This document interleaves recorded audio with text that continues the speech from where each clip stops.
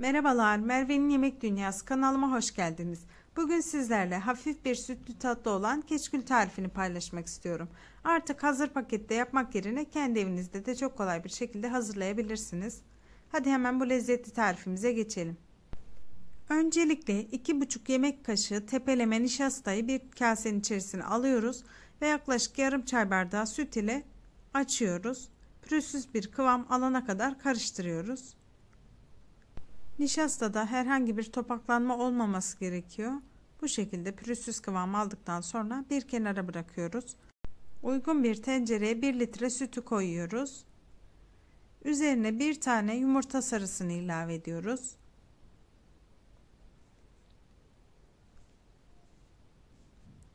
Yarım su bardağı robotta çekilmiş çiğ badem kullandım.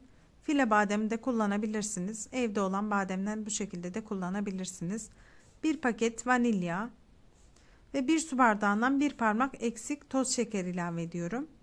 Daha az şekerli bir keşkül yapmak isterseniz 1 su bardağından 2 parmak eksik olacak şekilde şeker kullanmanızı tavsiye ederim. Bu şekilde tatlı bir keşkül oluyor. İyice karıştırdıktan sonra keşkülü ocağa alıyoruz. Ocakta kaynayana kadar yavaş yavaş karıştırıyoruz.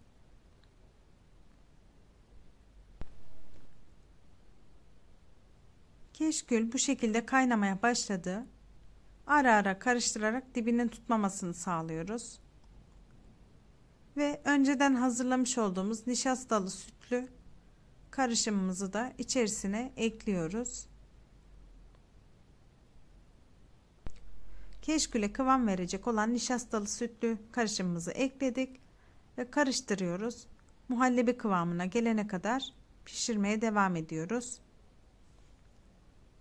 Bir tahta kaşığı keşkülün içerisine daldırıp çıkarın ve parmağınızla bir çizik atın. Muhallebi kıvamındaysa ve tekrar birleşme olmuyorsa keşkülünüzün kıvamı tutmuş demektir. Ocağın altını kapatıyoruz ve hazırlamış olduğumuz kupların içerisini keşkül ile dolduruyoruz. Sizler de hafif bir sütlü tatlı yapmak istediğinizde çok pratik bir şekilde bu tatlıyı deneyebilirsiniz. Emin olun dışarıda aldığınız hazır keşküllerden hiçbir farkı da yok. Sadece file badem yerine evde olan çiğ bademden kullandığım için parçacıklı olarak kullandım. Ve bu şekilde keşküllerimiz hazır. Yaklaşık 45 dakika kadar soğuduktan sonra şu şekilde sizlere kıvamını da göstereyim. Yaklaşık 1 saat daha dinlenmesi yeterli olacaktır. Buzdolaba kaldırdığınızda kıvamı daha da koyulaşacağı için şimdiden göstermek istedim. Deneyecek herkese afiyet olsun. Beni izlediğiniz için teşekkür ederim. Bir sonraki videomda görüşmek dileğiyle.